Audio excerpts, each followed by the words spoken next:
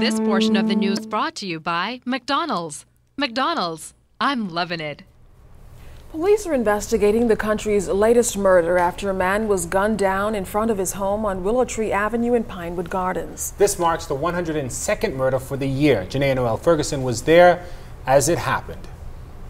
Just steps away from his front door, 24-year-old Antonio Burrows was gunned down shortly after 8 Friday morning in front of a white truck parked outside of his residence. When our news team arrived on scene, Burrows had already been taken to hospital but later died. Police believe he was robbed of his gold chain and shot before assailants in a gray Honda made their escape. Responding officers found a young black male lying on his stomach just at the rear of a white Ford Ranger pickup truck. There was a gray Honda type vehicle, license plate number 24746, from which 3 males emerged, and it appeared to be in the first instance that the motive may have been robbery. A chain was reportedly snatched from the victim's upper body. Thereafter, one of the individuals in this vehicle fired 2 shots in the direction of this victim, striking him to the upper chest.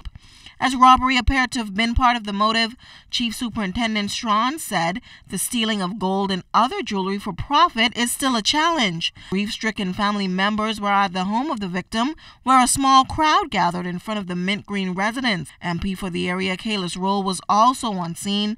He said the issue of crime is a national one, and we must do more to guard against it. An all too common occurrence, not only in Pinewood, but throughout the country.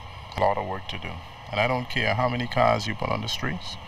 I don't care what you do with the judicial system. If you don't get to the underlying pathology, the root cause of the problems, we're going to continue to have this problem. Roll noted that there has been a reduction of major crimes in Pinewood Gardens, which is considered a hotspot for crime. And while some have suggested that hanging could serve as a deterrent, Roll sees it differently. It's not a deterrent. Scientifically, there has been no studies that suggest that hanging is a deterrent. It's punishment. And I'm in favor of hanging. You know, I believe that if you commit a crime, you should be punished. We can make it a political issue as much as we want. We can make it any issue. The reality of the problem we have is it's a country problem. Now, if you have any information to solve the country's latest murder, you're asked to contact police as soon as possible. Janae Noel Ferguson, ZNS Network News. Also tonight, a female is in custody after she was involved in a stabbing incident with a male friend.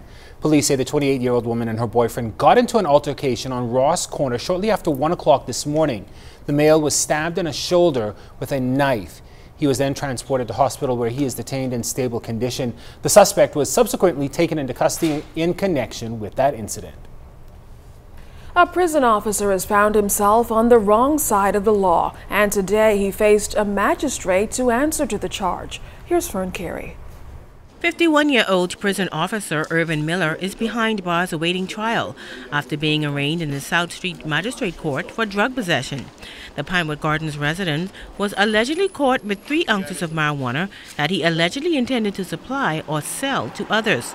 During the arraignment, Miller hesitated for about 10 minutes when the magistrate asked him to enter a plea to the drug charge.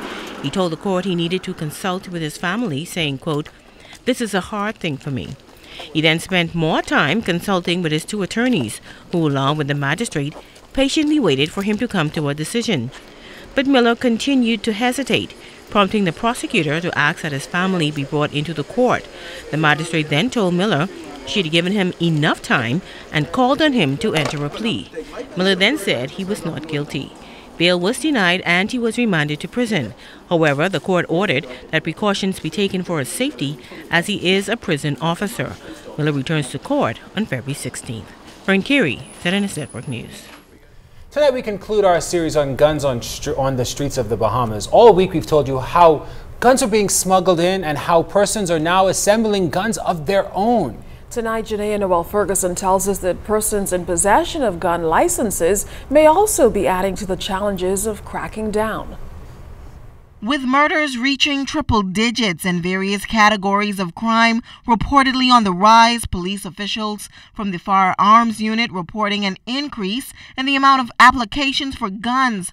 But those persons are not doing due diligence. Over 40 firearms that have been found out there on the streets, I'm talking about shotguns, that were previously licensed to an individual, having gone through the process, and either was left in the boot of a vehicle, not properly locked away when they were not at home, in their home, which having been burglarized for one reason or the other, and are out there on the streets.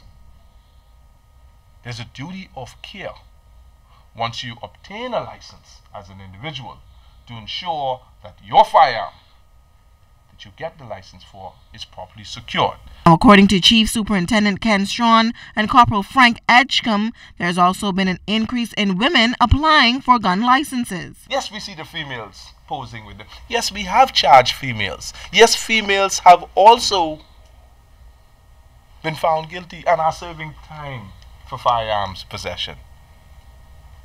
Those things are happening. Now, women are now starting to apply for licenses or apply to have their husband's shotgun, once he passes, turned over to them and get their license for them to keep the weapons. The officers say while more persons are unfair, there is still a growing concern about holders of gun license using their weapons for the wrong reason. People having to be offended by others are running to their homes, running to their bathroom with their licensed firearm and coming back and threatening the lives of individuals.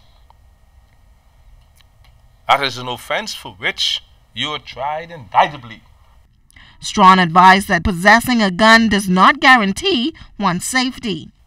Any sudden move, turns, or twitches to go to or for that item that you know to be there, in his or her presence, notice I said also her presence, there is a greater likelihood of you, the victim, being wounded, fatally shot, or otherwise. Janae Noel Ferguson, ZNS Network News.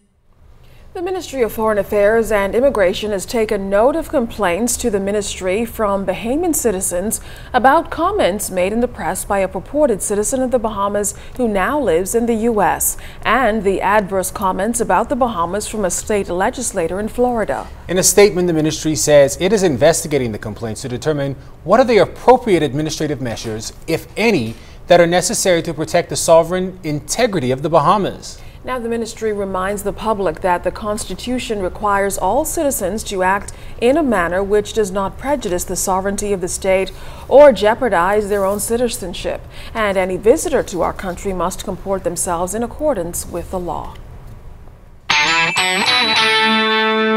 This portion of the news was brought to you by McDonald's. McDonald's, I'm loving it.